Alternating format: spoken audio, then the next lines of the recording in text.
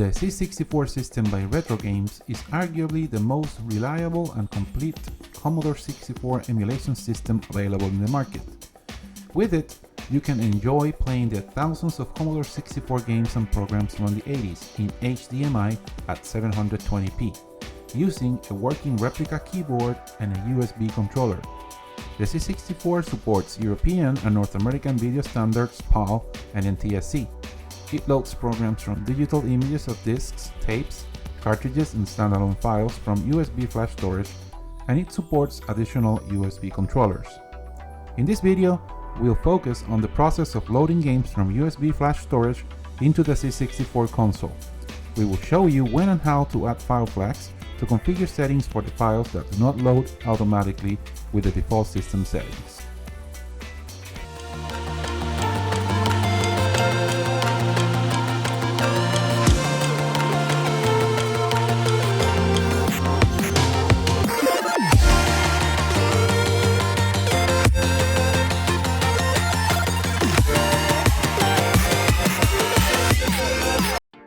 Before you start, please make sure that your C64 system has the latest firmware version.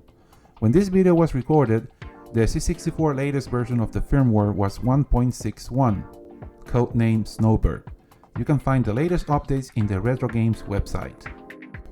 To install the firmware, insert a USB flash drive with the firmware file in the root folder. Insert the flash drive into the C64 console, power on the C64 system, go to carousel mode and select Device Settings, System Information. The C64 will let you know when it finds the firmware file, and it will give you instructions to install it. Once that's completed, you can unplug the flash drive and delete the firmware file. You load games for the C64 using a USB flash drive formatted as FAT32. I prefer flash drives with a storage capacity of 8 GB or less. Your storage capacity choice depends on how many files you would like to keep. You can organize your programs and games using folders and subfolders.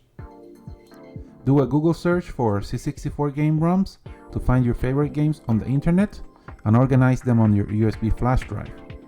Once you have a few games and want to start playing, eject the USB flash drive from your computer, insert it in your C64, and power it on. By default, the C64 uses a high-speed loading scheme to allow your programs to load faster. However, many file images require precise disk emulation to load, and they may not work with a fast loading process. The C64 solves this issue by using special flags at the end of the file name. These flags tell the C64 to behave in a certain way before loading the game. Flags can tell the system to load programs accurately without the aid of fast loading schemes. They can also make other adjustments, such as video scaling, display compatibility with European or North American standards, setting the default joystick to 1 or 2, and other settings specific to the C64 system. It is always convenient to have another emulator, such as Vice, running on your PC. This way you will have another tool to troubleshoot games that do not load with the default or updated settings on the C64.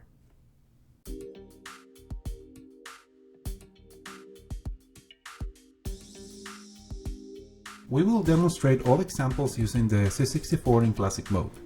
If your system is in carousel mode, go to Device Settings and either switch to classic mode or select boot mode and select classic, then shut down the console and power it on back again to apply the changes. We will first look at a game loading normally on the C64 system without any changes to default settings. We'll click the menu button, select Media Access, and find one specific file from the USB drive. Let's try it here. The selected file is a typical file in D64 format. To run the game, we will press the Rocket button, which is the second button from the left in the C64 controller. Notice before running the program, the name at the top is the name that the C64 gives the game based on the file name, which is at the bottom of the screen, which is the file name from the USB drive. We will get into more details later about this. For now, let's run the program, and as you can see, it loads normally. Now we will exit the program by pressing the menu button and going to media access again, and we'll select another game just to give you an example of loading normally with a USB drive without the use of flags. Let's try the second one on the list. So we'll select it with the button, and as you can see at the bottom of the screen, the file name has no flags. It's a normal name with the C64 extension.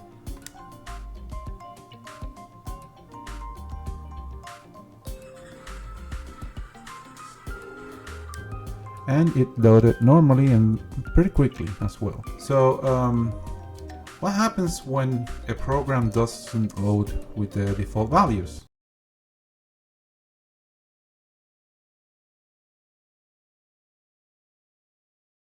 Troubleshooting the loading process for some games is a trial and error process. The most likely issue with non-loading games is disk accuracy. We'll see an example where we're trying to load a game with default values and no flags. And let's go to media access.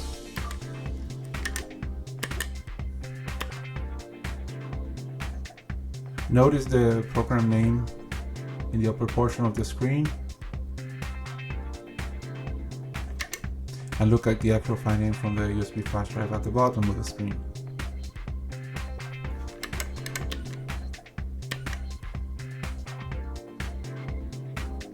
As you can see, the program attempts to load but fails.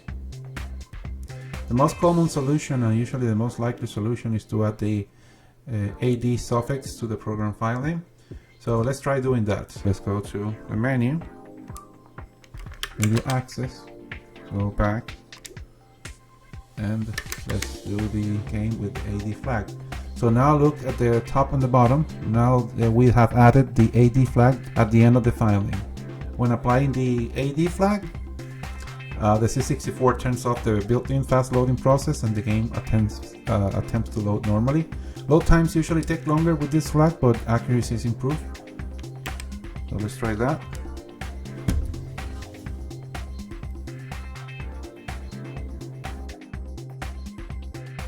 And the game loaded normally, as expected.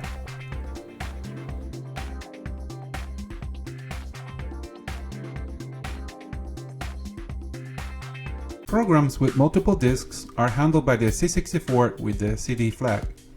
All the disk files, except for the main disk file, will include the CD flag on their file names. This will indicate that they are part of a multi-disk set, but they are not the first disk file. This flag is relevant for the use of save states. Save states are a very useful feature of the C64, where you can set your own save point in the game. Selecting a previous save state skips all the disk loading process, and the C64 takes you immediately to the save point. Let's demonstrate how this feature works. We have a game that uses two disk images, representing side A and B of a diskette. Side A is the boot disk, and side B is the game disk. We'll load this game without the use of the CD flag. Notice that the disk images have the AD flag that we discussed previously. We will need this flag for this game to load properly. However, they don't have the CD flag set yet.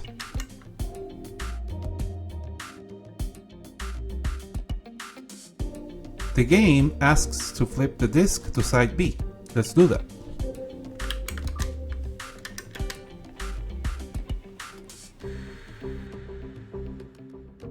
Now that the game has loaded, we will create a save state.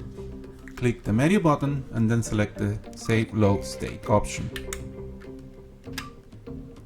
Select the first slot available and click the Save button, which is the first button from the left. The save state screen will close and return to the game. Let's verify the save state option again to see how the save point looks like. Let's go back and select the Save Load State menu again. you can see the image of the save point. The save state is intended to skip through all the loading process and go to a specific point in the game as quickly as possible. Now let's restart the game and try to skip to this save point. We need to start loading the game before we can select the save state to continue where we left off. Let's select the Save Load State menu. Notice that without the CD flag, the C64 leaves the save state empty. You will need to load the disk where you originally set the save state to be able to load it properly. This is not the intended behavior.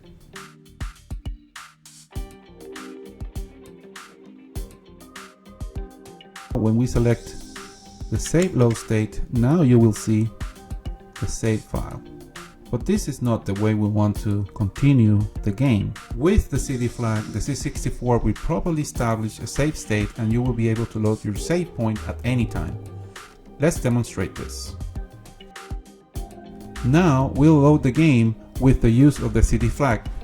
Notice that only the second disk image has the CD flag. On a multi-disk program, all disk files except the main one should include the CD flag.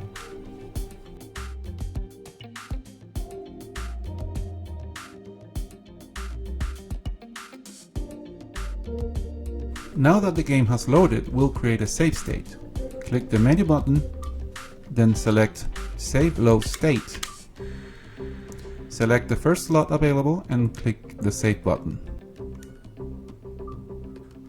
The save state screen will close and return to the game. Now let's verify the save state option again and confirm that the save point was created properly. You can see the image of the save point. Now let's restart the game and try to skip to the save point.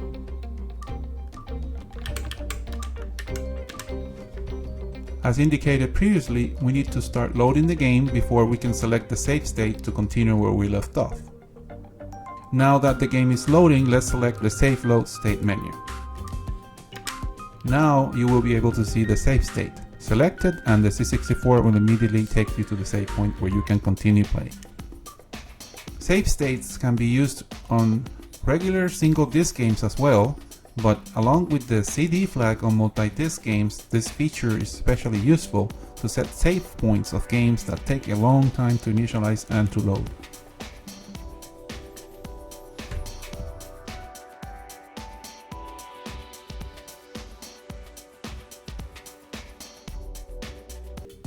Most single-player games for the Commodore 64 computer default to joystick port 2, but there are a few exceptions out there where the default joystick port is set to 1. Having two joysticks makes it easier to play games using either port, but for most of us, the only alternative is to swap the joystick to another port.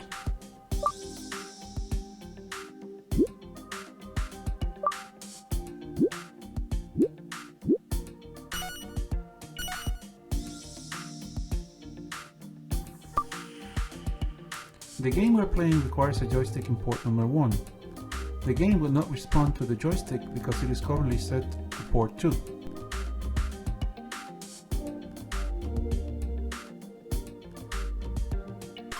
With the latest firmware version, the C64 supports joystick swapping by holding the menu button and the A button at the same time to switch to port 1. Let's try it out.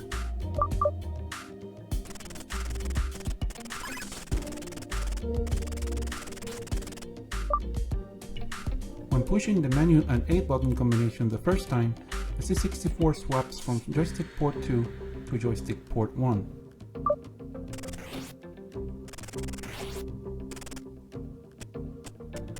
Once you finish playing, port 1 will remain as a default until the system is powered off, or you manually switch it back to port 2 by using the menu button and B button combination.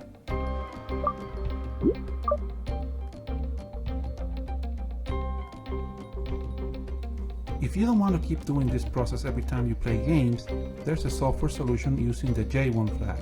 This flag sets the primary joystick port as port 1. It works with a single joystick and it makes it much easier to play without having to push a button combination that you may forget or to connect the joystick to another port. Once you set this flag, you don't have to remember whether the game uses joystick 1 or 2, you simply load and play the game. Let's try it out. We are going to load the game, but this time using the J1 flag in the file name, as shown here. Once the game loads, we can start playing immediately without the need to make any manual changes.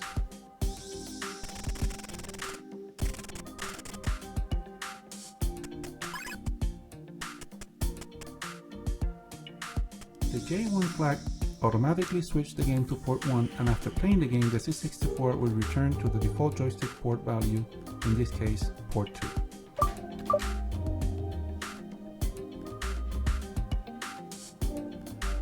There are many more useful fire flags on the C64 system. Now that you have seen how to implement them, simply refer to the system's documentation and try them out as needed. The file flags demonstrated in this video are, in my opinion, the first you need to learn and use. I hope this video helped you understand a little more about the C64 and how it operates. Thanks for watching, and don't forget to leave your comments, like and subscribe.